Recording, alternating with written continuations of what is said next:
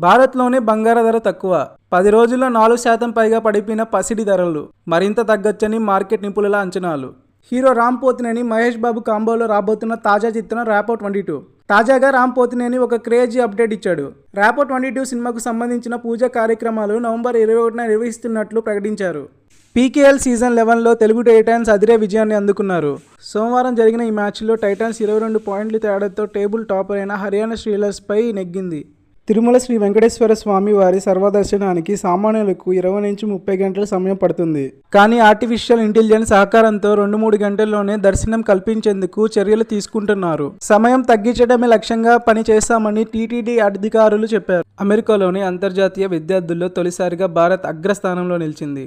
అక్కడున్న విదేశీ విద్యల్లో ఎన్నో ఏళ్లుగా ప్రధాన స్థానంలో ఉన్న చైనాను మన దేశం వెనక్కి నెట్టింది. అమెరికాలోని అంతర్జాతీయ విద్యార్థులు 11.26 లక్షల మంది ఉండగా వారిలో 29